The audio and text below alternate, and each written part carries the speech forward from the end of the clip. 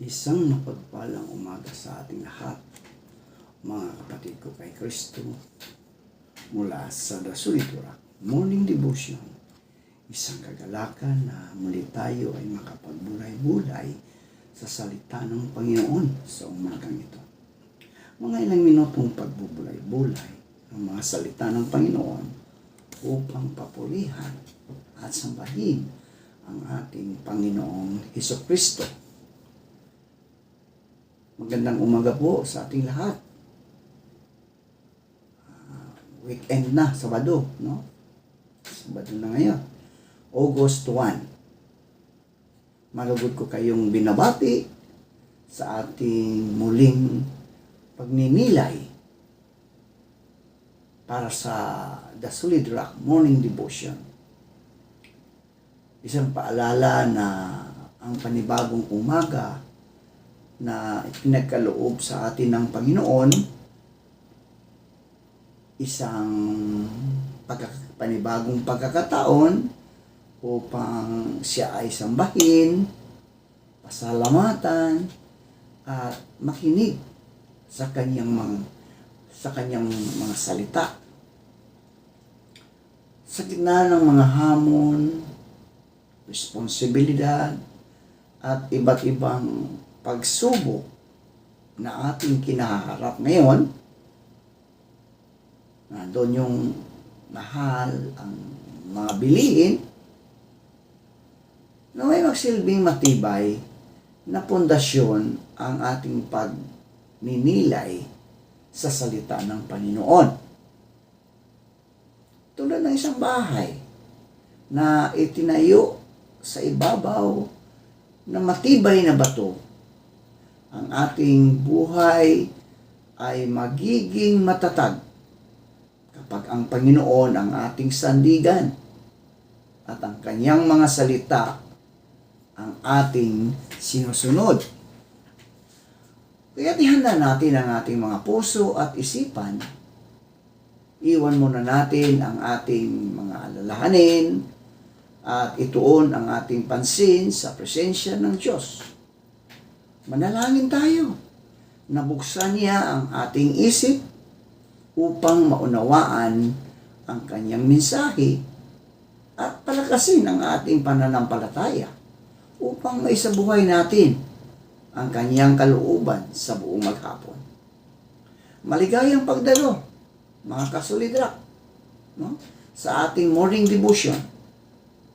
At naway pagpalain tayong lahat ng ating Panginoong Diyos habang tayo ay nakikinig at nagbubuhalay-bulay sa kanyang mga salita.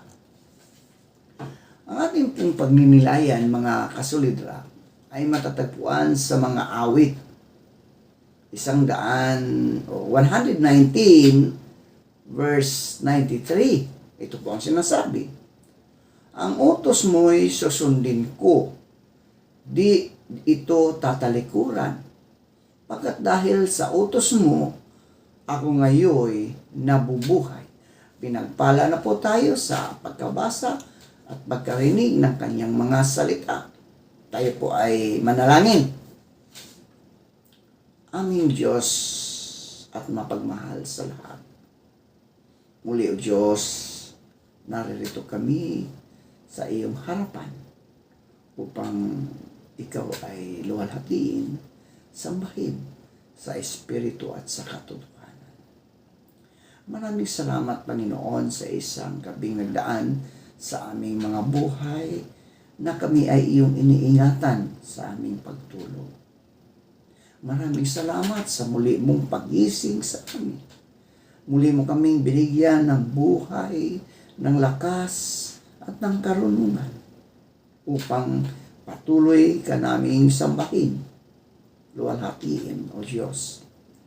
Sa umagang ito, O Diyos, patuloy kong itinataas ang iyong mga anak na walang sawang sumusuporta sa mga gawain ng iyong mga salita. Pagpalain mo ang mga anak mo ito upang sila, O Diyos, ay patuloy na makapag-support sa lahat ng mga gawain sa iyong kingdom, Panginoon.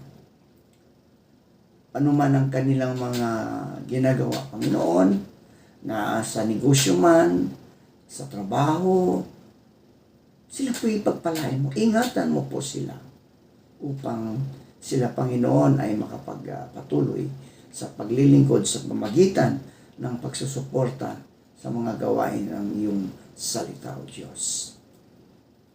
Panginoon, dinadalangin din namin ang lahat ng may karamdaman.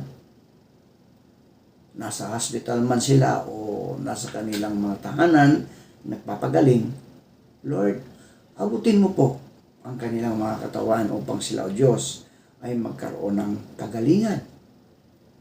Gayon din po, Diyos, aming idinadalangin sa iyo ang aming mga kapatid na ngayon ay mananambahan. Dahil Sabado ngayon, may iba na mananampalataya ay nananambahan sila tuwing Sabado. Ingatan mo po sila sa pagdalo sa kanilang iglesia. Ilayo mo po sila sa anumang kapahamakan. Gayon din po, Panginoon, patuloy naming tinataas sa inyo ang mga kapatid naming naghahanap buhay sa mga lansangan, ang mga manggagawa, no? Lahat ng naghahanap buhay. Ang mga manggagawa, kawani, guro, magsasaka, mangingisda, driver, tindero, at tindera, negosyante, mga profesional, at lahat ng nagsisikap upang marangal na maitaguyod ang kanilang pamilya. Pagpalain mo ang kanilang mga gawain at bigyan mo sila ng kalusugan, bigyan mo sila ng lakas, karunungan, at katapatan sa kanilang mga tungkulin. Ingatan mo sila sa bawat paglalakbay at sa kanilang mga lugar ng trabaho. Ilayo mo sila sa anumang kapahamakan o aksidente at panganib. Naway maranasan nila ang iyong paggabay sa bawat desisyon at ang iyong kapayapaan sa gitna ng hamon ng buhay.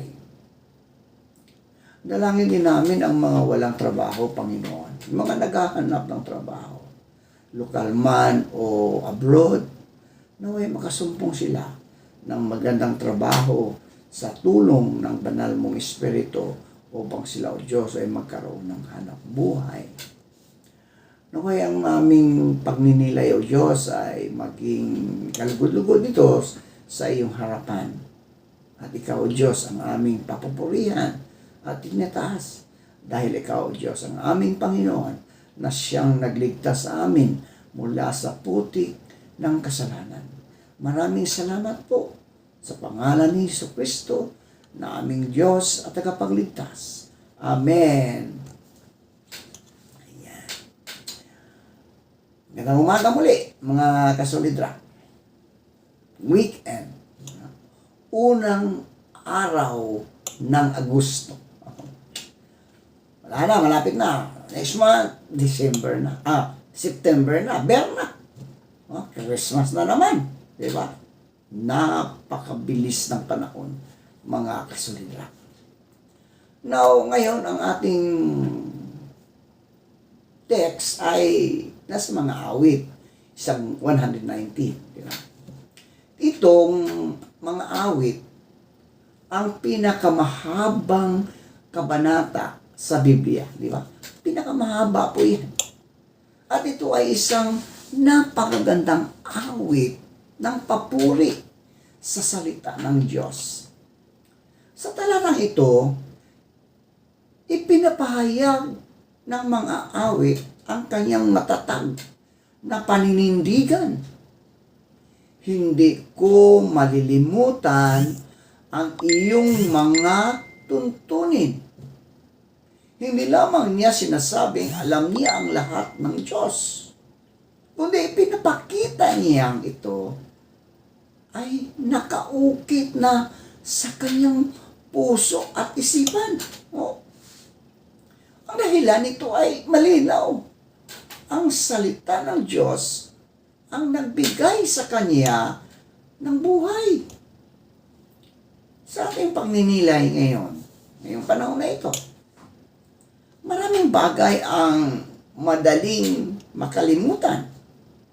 Nakakalimutan ng tao ang mga pangako, mga aral ng magulang, at maging ang mga kabutihang ginawa ng Diyos. Dahil sa dami ng problema, sa dami ng tukso, at mga alalahanin sa mundo, madalas ang salita ng Diyos ang unang napababayaan. Ngunit, mga kasulidrak, ipinapaalala sa atin ng salmistang ito na ang salita ng Diyos ay hindi dapat kalimutan, sapagkat ito ang pinagmumulan ng tunay na buhay.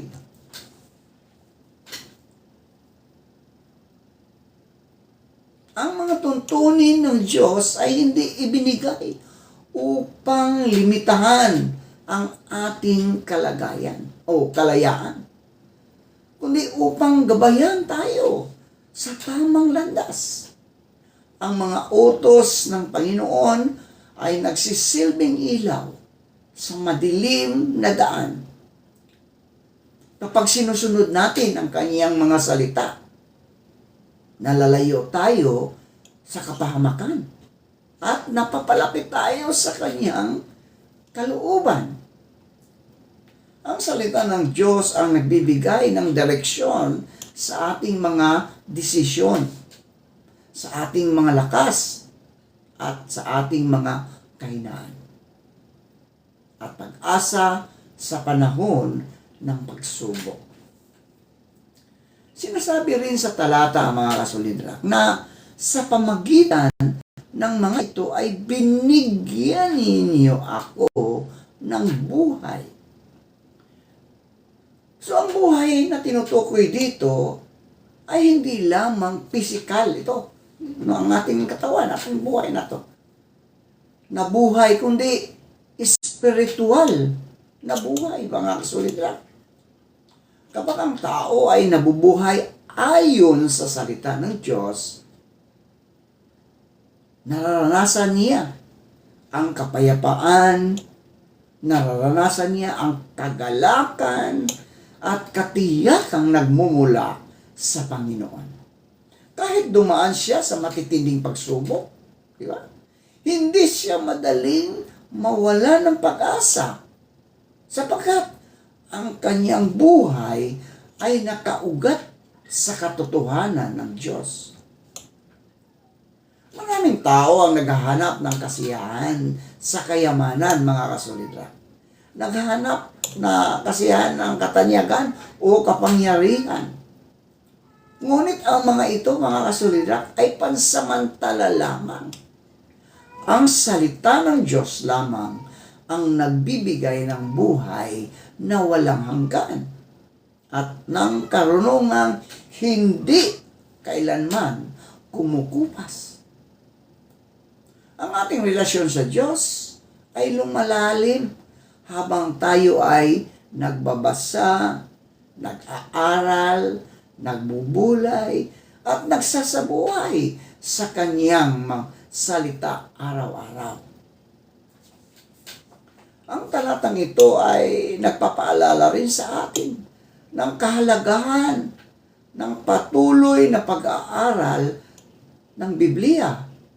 Hindi sapat na marinig lamang natin ang salita tuwing linggo o tuwing araw-araw, no, sa ating morning devotion. No, hindi sapat.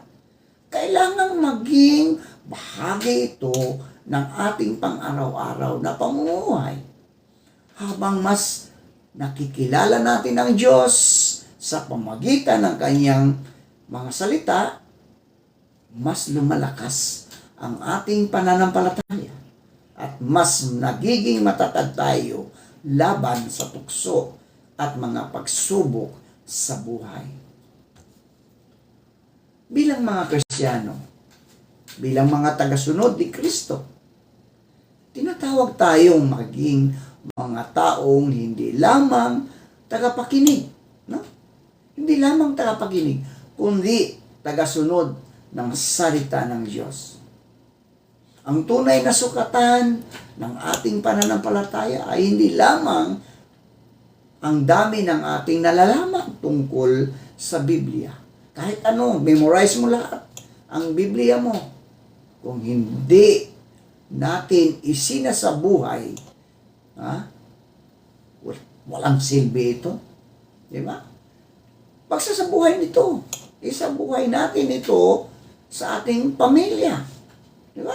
Sa ating trabaho, sa ating pag-paaralan, sa simbahan, at lalong-lalo na sa ating komunidad.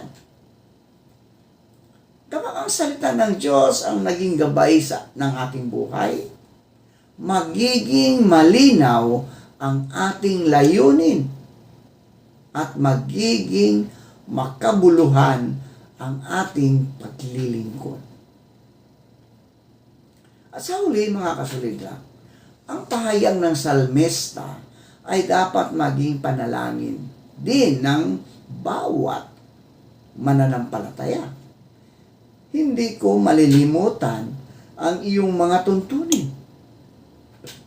Naway manatiling sariwa sa ating puso ang mga pangako ng Diyos na sa gitna ng pabago-bagong mundo, ang kanyang salita ay nanatiling hindi nagbabago. Ito ang ating sandigan, ito ang ating gabay, at ito ang ating pag-asa at ating buhay. Patuloy nating ingatan, mga kasulidra, ang salita ng Diyos sa ating puso. Sapagkat ang taong namumuhay ayon sa kanyang katotohanan ay makakatagpo ng tunay na buhay, tunay na kapayapaan, at tunay na pag-asa ngayon at magpakailanman. Ito ngayon ang hamon sa atin, mga kasolidra. Ang hamon ng talatang ito ay gawing sentro ng ating buhay ang salita ng Diyos. Gawing sentro ang buhay, no? Ang salita ng Diyos. Sa mundong puno ng iba't ibang impluensya, puno ng tukso, madali tayong mailihis sa tamang landas. Ngunit kapag ang salita ng Diyos, mga kasolidra, ang ating pinanghahawakan, nagkakaroon tayo ng karunungan, nagkakaroon tayo ng lakas at direksyon sa bawat araw. Tanungin natin ang ating mga sarili, mga kasolidra.